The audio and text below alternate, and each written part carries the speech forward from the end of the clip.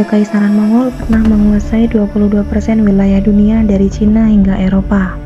Bangsa Mongol sangat piawai dalam budaya nomadik. Mereka memindahkan ternak bersama angkatan bersenjatanya. Mereka juga lebih memilih tinggal di tenda-tenda yang mudah dibongkar pasang daripada menetap di kota. Keuntungannya, mereka terus bisa memperluas wilayah tanpa harus terlalu jauh dari garis pasokan logistik. Kekaisaran Mongol memang identik dengan Genghis Khan, sebab di masa pemerintahannya, Mongol menjadi sebuah kekaisaran besar. Genghis Khan dilahirkan dengan nama Temujin sekitar tahun 1162 atau 1167, anak sulung Yosugei, ketua suku Kiak. Sedangkan nama keluarga dari Yosugei adalah Borjigin. Temujin dinamakan seperti nama ketua musuh yang ditewaskan ayahnya. Temujin lahir di daerah pegunungan Burhan Khaldun dekat dengan sungai Onon dan Herlen. Ibu Temujin, Hoylum, berasal dari suku Olkhunut. Kehidupan mereka berpindah-pindah layaknya penduduk Turki di Asia Tengah. Saat berumur 9 tahun, Temujin dikirimkan keluar dari sukunya karena ia akan dijodohkan kepada Borte, putri dari suku Onggirat. Ayah Temujin, Yesugei, meninggal karena diracuni Tatar tepat pada saat ia pulang setelah mengantar Temujin ke suku Onggirat. Temujin pun dipanggil pulang untuk menemui ayahnya. Yesugei memberi pesan kepada Temujin untuk membalaskan dendamnya dan menghancurkan Tatar pada masa depan. Kehidupan Temujin bertambah parah setelah hak kekuasaannya sebagai penerus kepala suku direbut oleh orang lain dengan alasan umur Temujin yang masih terlalu muda.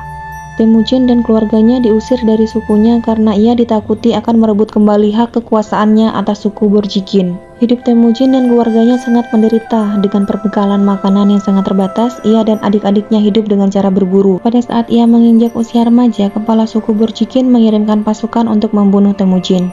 Temujin berhasil tertangkap dan ditawan oleh musuhnya, namun ia berhasil kabur dari tahanan dengan pertolongan dari orang-orang yang masih setia pada Yesugei. Pada saat menginjak dewasa, Temujin berjuang dan mengumpulkan kekuatannya sendiri. Temujin pertama kali menikah pada usia 16 tahun dengan Borte yang telah dijodohkan dengannya.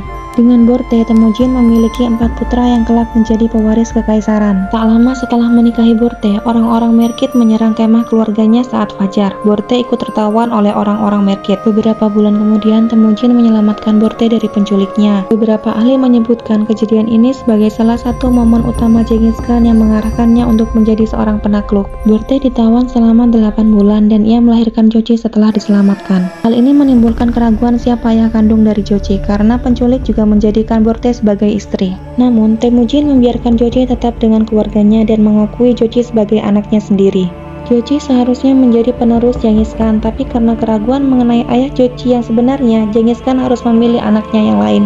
Temujin atau Genghis Khan menyadari bahwa mereka tidak akan menerima Jochi. Di kemudian hari, Jochi akan menjadi pemimpin dari gerombolan emas. Temujin mempunyai teman baik yang juga merupakan saudara angkatnya yang bernama Jamuka. Ia pernah berkali-kali ditolong oleh Jamuka yang merupakan keturunan dari suku Jadaran. Bersama-sama dengan saudara angkatnya, Temujin berhasil merebut kembali hak kekuasaan atas sukunya dan juga Perserikatan Mongolia yang didirikan ayahnya dahulu. Waktu demi waktu berlalu, wilayah Temujin menjadi semakin besar yang dilakukan dengan cara menghancurkan musuh-musuhnya dan menggabungkan suku-suku dalam Perserikatan Mongolia. Namun, musuh terbesar Temujin dalam sejarah ternyata adalah saudara angkatnya sendiri.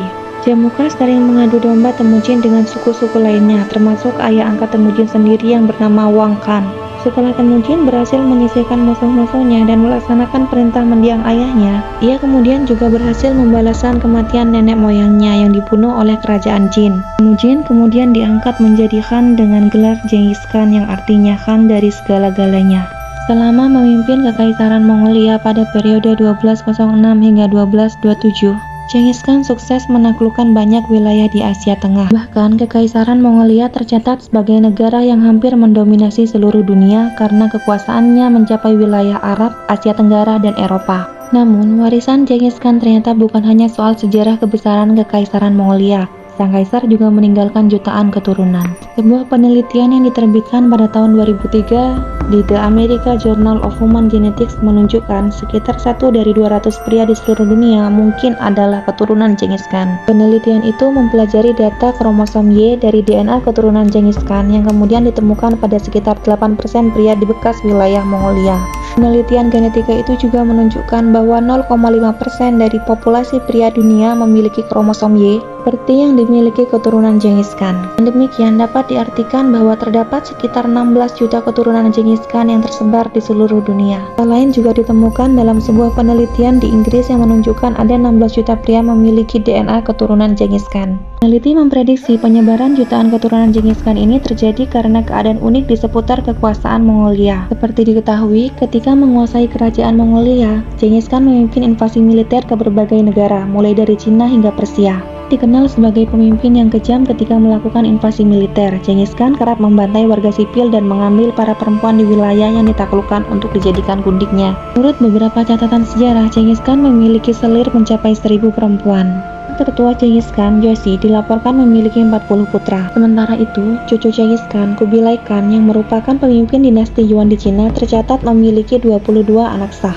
Dan hanya itu, setiap tahun Kubilai Khan juga dikabarkan selalu memasukkan 30 gadis ke daftar selirnya. Dengan demikian, tidak mengherankan jika jumlah keturunan Genghis Khan di wilayah bekas kekuasaan Mongolia bisa mencapai jutaan orang. Adapun wilayah kekuasaan Mongolia tercatat membentang dari pinggir Samudra Pasifik hingga Samudra Hindia. Kan pada tahun 1293, salah satu kerajaan Nusantara, yakni Kerajaan Singosari, pernah diserang tentara Mongol ketika akan menghukum Raja Kertanegara.